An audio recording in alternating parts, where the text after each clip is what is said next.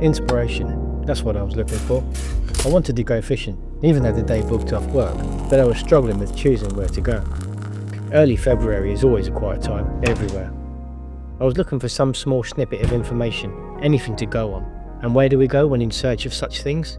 The internet, of course.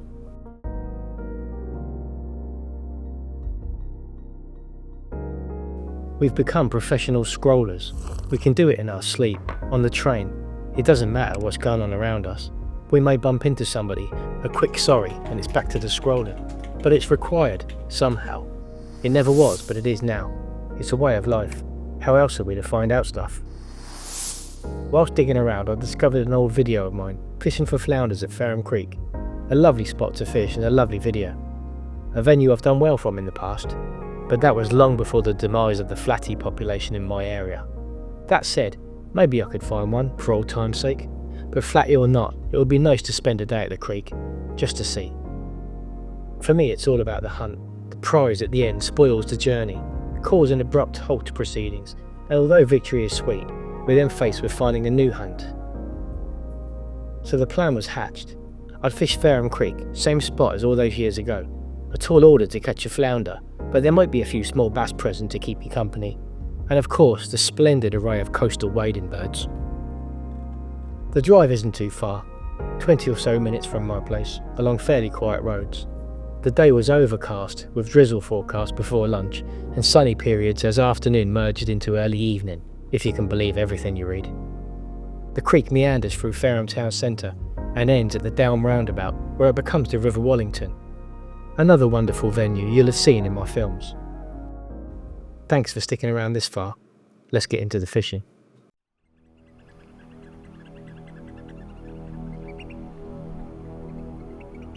I arrived at the creek mid-morning and was greeted with a pair of robins dancing on the pathway. It's a decent old walk to the spot I'd like to fish. Not ideal in wellies, especially with hard rubber soles, but when fishing there from low water, these are invaluable. The path cuts a horseshoe shape around the golf course, but there's no way I'm cutting across. Golf courses are dangerous.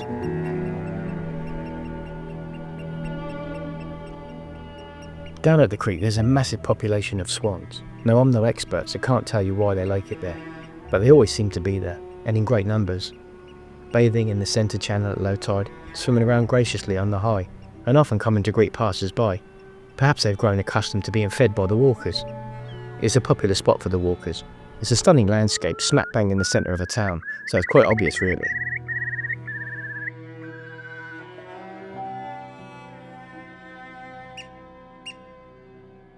I wandered along the shingle beach in search of a spot to stop and fish, and came to the exact same place I fished last time I was here. It's where the trees behind start to form a natural barrier from anyone passing by. This just means that I'm more hidden from the dogs, who often like to pop down and say hello, eat my bait, steal my lunch.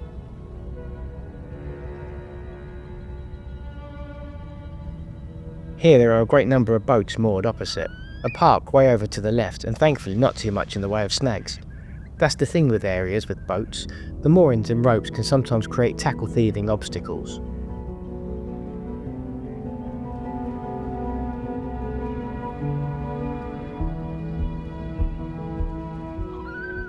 For me it's the best time of the tide, fishing the flood all the way up from low, around top of the tide, and maybe back down for the first hour of the ebb. I think that the flood brings newness. It's hard to explain, but I think it's like new life being brought back in with the tide, with the new water. I'm not even sure if it is new water. Maybe it's the same water that filled the last tide and drained just to come back in again. But I like to think of it as new water flooding into the rivers and creeks, and with them come new opportunities. As more and more of the mud and rocks exposed at low tide get covered with an influx of new water, the things living within the mud begin to resurface, and that's why the birds and fish are there, to feast.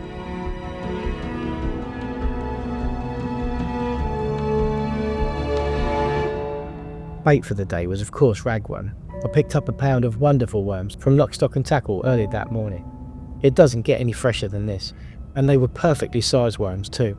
No absolute snakes, all flatty sized worms as we call them. 2 or 3 worms on a size 2 hook with loads of movement in them wriggly tails. And an important tip is to dip your baited hook into the water before casting. It seems to stop the tails from flying off on the cast. Don't ask me why, it just works.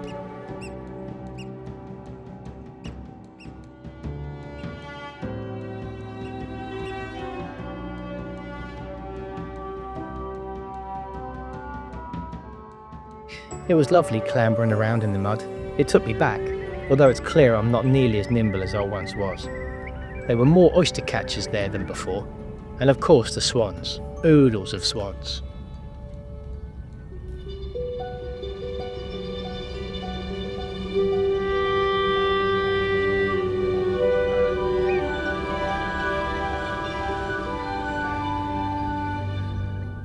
I started to get the rods out.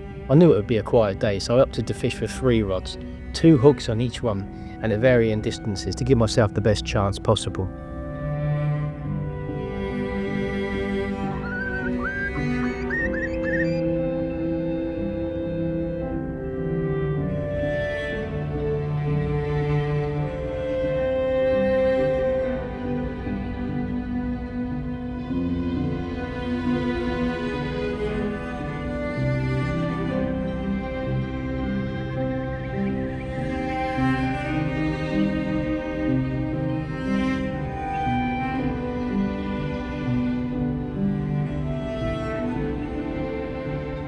A wind sprung up, a chilly wind, and with it came the drizzle we were promised. I reached into the bag and pulled out a small tarp I'd brought to erect as a shelter. It was no bivvy, but takes up no room in the bag, and with a few guy lines and a handful of pegs, we have at least some form of shelter to keep the gear dry.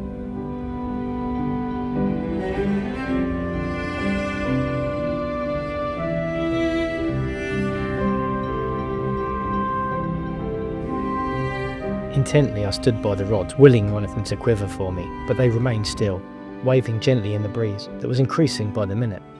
Each time I wound in full of expectation, and each time the hooks came clear of the water, either still fully baited, stripped by crabs, or with the crabs still hanging. I fished with pop-ups on some books to avoid the crabs, but still like to have a few hooks nailed to the deck, flat love a bait on the floor.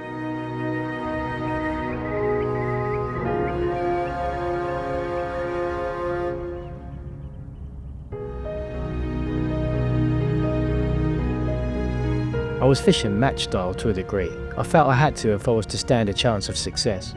But as I said previously, I didn't want to heap any unwanted pressure on myself. It's a sticky situation. You're enjoying the day, taking a beautiful walk down memory lane, living out a splendid day from the past. Any thoughts of failure were miles away. But through all that, the desire to catch the intended quarry is never too far away.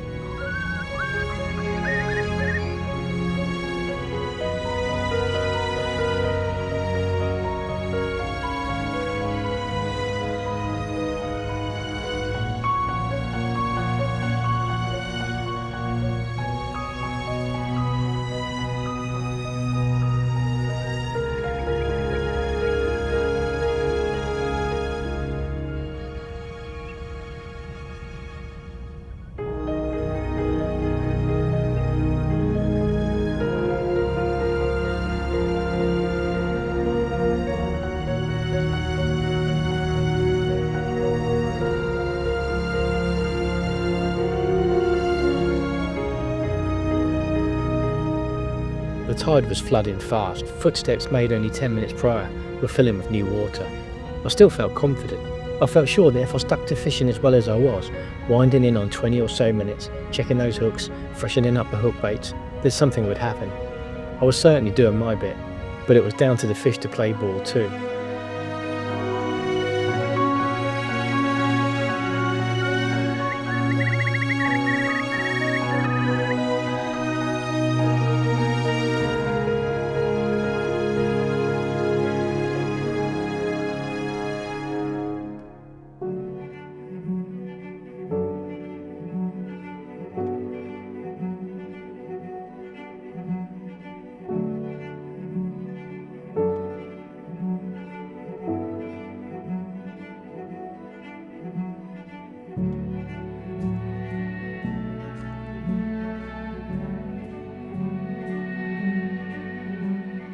Time passed quite quickly, and more crabs and stripped hooks were brought to shore.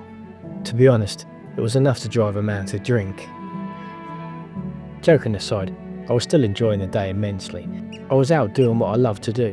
I had solitude by the bucketful, and the crab fishing was going swimmingly.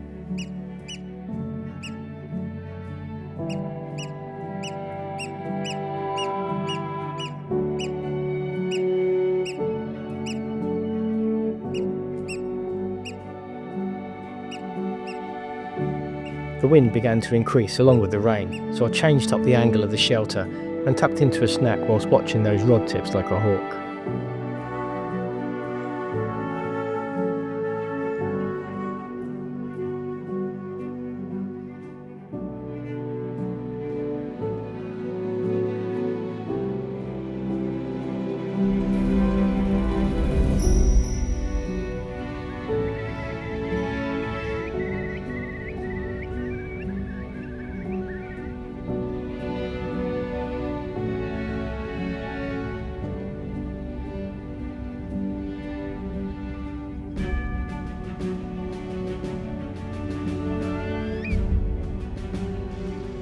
Back towards the entrance of the river, the channel was still fairly narrow, but in front of me it was flooding fast.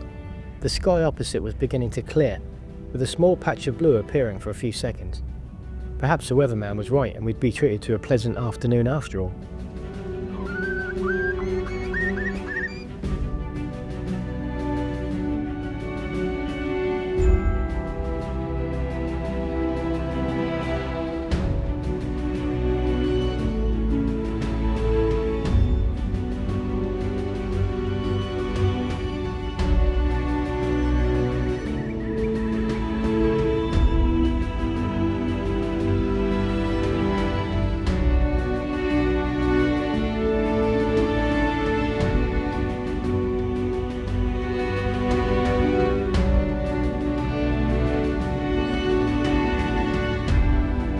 Over above the town, a big old dark cloud moved through.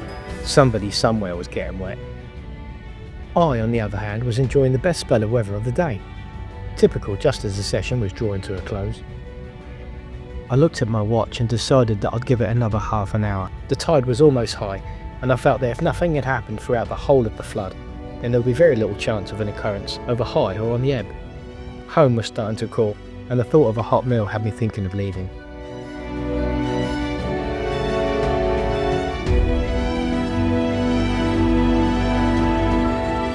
So there you have it. Do you need to catch fish to enjoy yourself? No. But if you're making a fishing film, then something would be better than nothing. Sorry about that. I'll try harder next time.